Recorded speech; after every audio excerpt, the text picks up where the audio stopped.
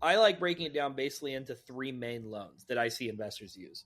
And obviously in each of these buckets, I'll call them, there's 100 loan products. But the first bucket is just your full doc stuff. This is good for usually, the guy who's got a W-2 or the combined household income, husband and wife, something like that. But most importantly, they have the income to qualify for a loan, right? And if they have that, that's just a standard conventional. Pretty straightforward. You qualify with your debt to income ratio, so we can use a certain percentage of what you make to take on new debt.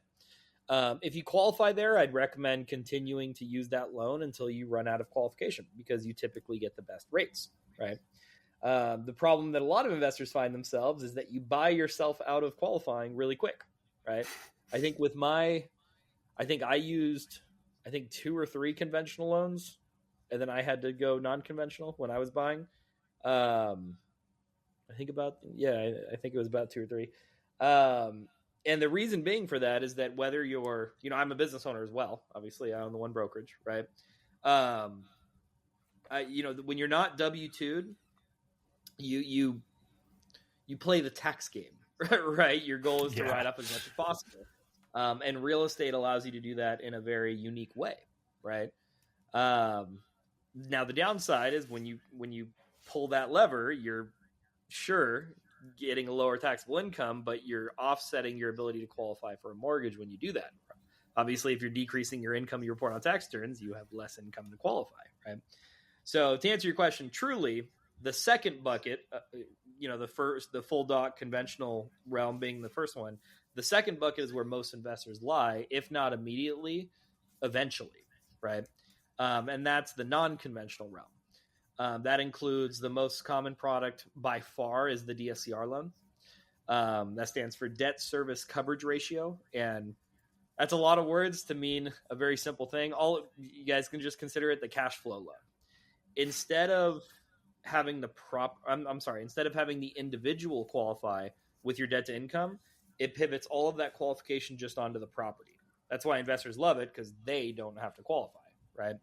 And to give an example, if you have a property that rents for $3,000 a month, you can get a mortgage payment up to $3,000 a month.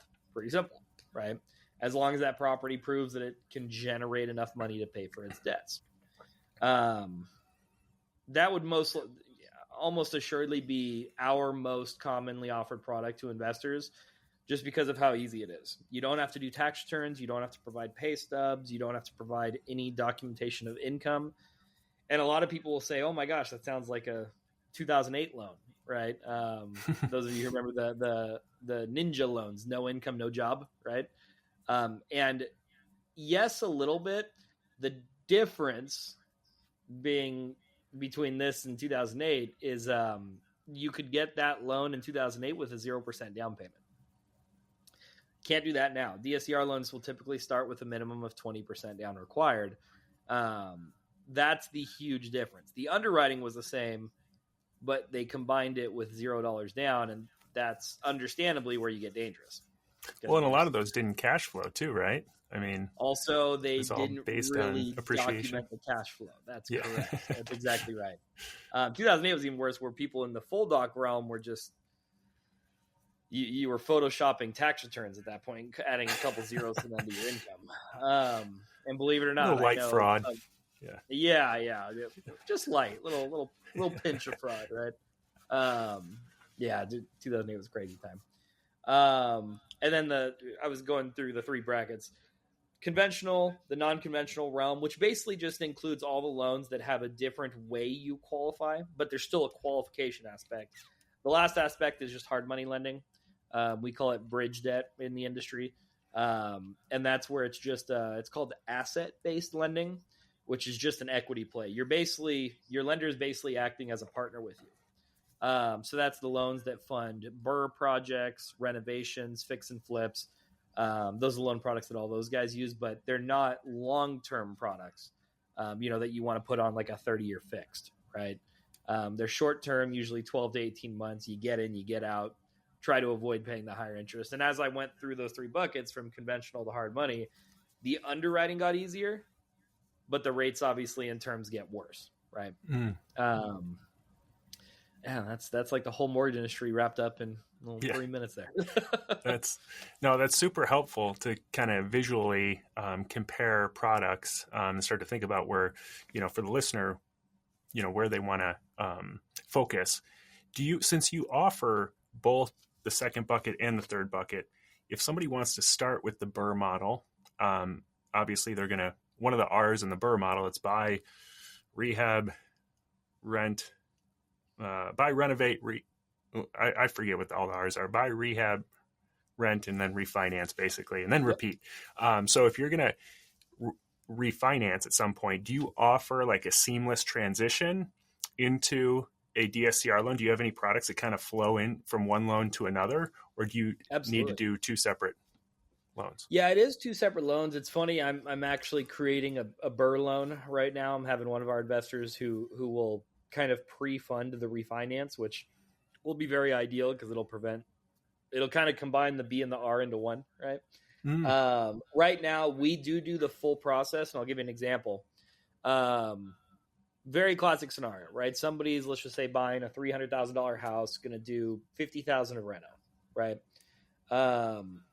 We can finance the purchase and the reno up to a certain percentage based on your experience, right? The more you flip, the better leverage you get. But let's say it's your first time. We'll do it with 20% down to the purchase, and we'll finance 100% of reno. So for this example, 300 purchase, you would have to put 60 grand down, and we'll finance the 50,000 renovation as well. Okay.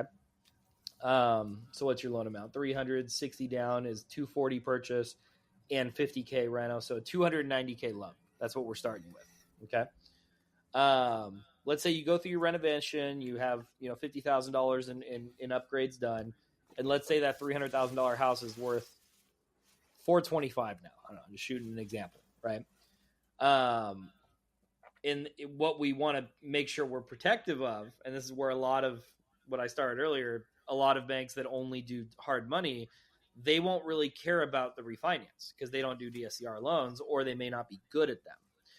Mm-hmm. So a hard money lender will get you into that hard money loan even if you can't get out. Right. And this is a very important thing to remember because hard money loans are high rates. And let me explain what I mean by can't get out. Let's say now you're sitting, at the end of your refinance, and you were anticipating that house being worth 425. And let's say the market dropped a little bit during your flip. So now it's worth 400. We didn't plan for that, right? Typically, most lenders on a refinance, so we've done the buy, we've done the rehab, we've rented it, and now we're going to refinance, right? And we're sitting at $400,000 value of the project that you flipped. Most banks will go to around 75% loan to value on a refinance. Okay. Now these numbers still work out well, but 75% of 400,000 is 300,000, which is right close to the number that we brought in. Mm-hmm. However, just for sake of the argument, let's say it appraised at 350, right? 350,000 times 0.75, just plugging that into my calculator, is 262. Numbers aside, that's less than what we owe. Remember, we took out a 290 loan, right? Why this is important to know is if you go to refinance that, you can't cover your debt. So you now have a hard money loan that is usually has some, maturity due. It's due right now. You have to pay it. That's usually within 12 to 18 months of when you get it. And there's not enough equity in the property to pay it off. So really one of two options: you default or you bring in more money. And if you had a lender who knew how the DSCR loans worked after your renovation, you could have potentially avoided being in this scenario. And every single day, I have people come to me and say, "Hey, Christian, I got a hard money loan 6 months ago and I'm trying to get out of it and I can't." And I say, "Okay, let's read through your numbers. What did it appraise for?"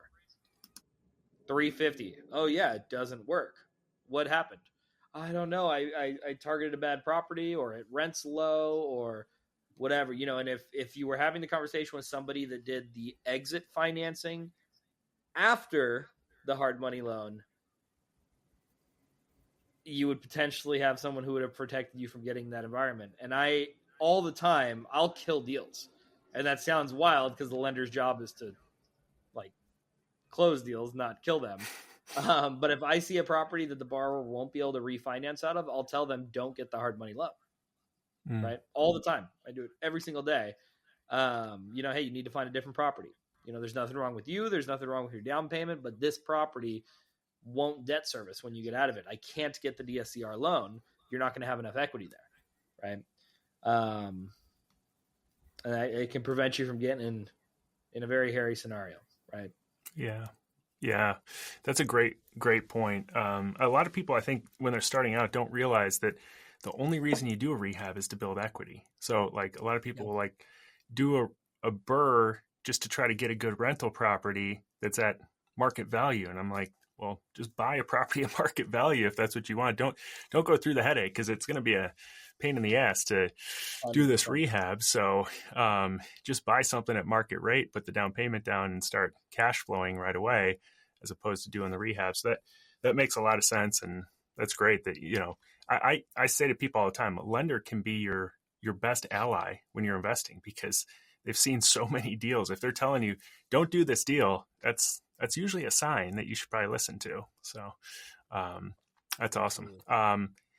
What are, I guess, I want to focus on the DSCR loan because like you said, that's the most popular product and one that my community uses all the time. What are your basic terms right now? I know that the rates have gone all over the place over the last just week here, but what are you looking at? What can people expect as they're starting to look at properties? Yeah, rates are, right now we're recording this right in the middle of all the tariff madness, right? The big, beautiful bill, right? Yeah, However that's going to end up.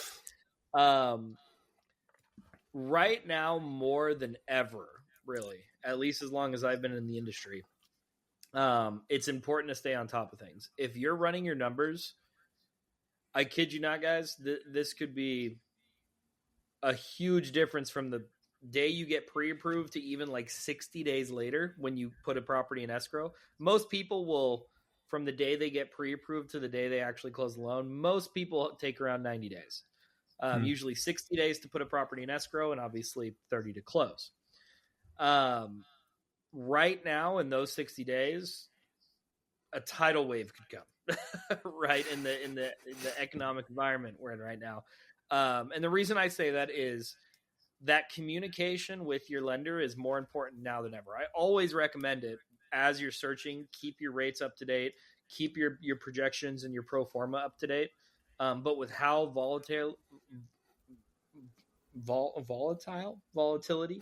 whatever, how volatile the market is right now, your terms that you end up getting could be so different than what you expect. And that could be the other way. It could be better than you expect. You have to keep your expectations in line with reality. So I just wanted to take an opportunity to say, stay in touch with your loan officer if you're buying right now. But to answer the main part of your question, what can you expect with the DSCR loan? The DSCR has two main challenges. The first one, obviously, being the down payment. So make sure that you have the down payment in line with what you need to buy. And number two, it's how we calculate the rental income. A lot of, I assume your viewers, short-term rentals, mid-term rentals, rent by the room. A lot of people do a lot of different strategies, right? And here's where DSCR is very hard. And this even ties into the first question you asked me, how do I stay up to date with all these? With the conventional realm, most of you have probably heard of it, there's Fannie Mae and Freddie Mac, which basically are these huge, government-sponsored entities that have determined the rules of lending in the conventional space. They've determined what debt to income you can go up to, what your FICO score needs to be, how much of a down payment you need, the whole shebang. They have all the math, and there's like 1,800 pages of Fannie Mae guidelines. I've read each one, unfortunately. But in the DSCR world, there's no Fannie Mae. And this is what people forget. They think there's like one DSCR loan. There's not. There's hundreds of them. There's some that take short-term rentals. There's others that don't. There's some that allow for 15% down. There's others that don't. There's some that allow rural properties, some that don't. There's some that allow log cabins, others that don't. There's some that allow tiny homes, others that I can go on forever, right? The challenge that you land in, though, is that you will hear that certain things are acceptable on DSCR loans, and it's not wrong. But they're not all allowable on the same loan. For instance, you can't put 15% down on a short-term rental on a rural property that's a log home that has an ADU, right? That's on a, I don't know, fill in the blanks. Even though I could find a lender that each of those things are acceptable, there's nobody who takes all of them, right? So the DSCR loan is uniquely challenging in that you hear advice that is cherry-picked, and you can't use all of it at the same time, which is why a broker is incredibly important. Being able to navigate these based on the loan product that you're needing to close your loan. Now, if you have a good one that can kind of navigate the waters with you, then the expectation is clean, right? A 30-year fixed. So getting back to the initial part of your question, what can you expect? 30-year fixed. They typically come with some format of a prepayment penalty. That's anywhere from 0 to 5 years. The closer out you get to 5, the better your rate. The closer you get to 0, the worse your rate. Sweet spot's 2 to 3 years. Rates right now, I don't even know how valuable this is because they could change next week. But rates are in like the low to mid 7s right now, maybe creeping up a little bit into the upper 7s on the average 30-year fixed. And they require on average 20% down. And I'll end with my last point on the DSCR loan is how we calculate rental income. I explained that the only real requirement underwriting wise of the loan is that you need enough rent to cover the mortgage. And that is true. However, the question becomes, how do I calculate rent? Let's say you're buying a property that's vacant. Is the rent 0? Right? And the answer is no. We have 3 main ways of calculating a rent across all of our lenders. The first one is if a tenant's in the property and you're inheriting them, that's what we use. Easy, right? They have a signed lease. It gets transferred to you. Cool. The second is if it's vacant, we can give you credit with the market rent for a long-term rental. So that's what does the market provide here for a 12-month lease, right? $3,000, $3,500 a month, whatever. How do we determine that? It's done by the appraiser, right? When we send the appraiser out to evaluate the value of the property to ensure you're buying it for market value, we also ask him to evaluate the rent, and that's what we use. The third one is short-term rentals, and this is where we get creative. We can use kind of an algorithm of AirDNA and market calculations of daily rate and occupancy. And for sake of time, I won't go into the algorithm because there's a lot of different levers that you can pull in it. But just know that we have a unique ability to credit you with the projected short-term rental income, whereas probably 80% of DSCR lenders can't. So be careful to make sure that, if you're buying a short-term rental, work with a lender that can give you credit for short-term rental income. And everything else that I mentioned, the rural aspects, a manufactured home, a log home, whatever, we can lend on each of those scenarios. Just know the more of them that you stack together, the less likely it is you are to find funding. I feel like that was a monologue, but that's what you can expect in DSCR loans, a monologue. Yeah.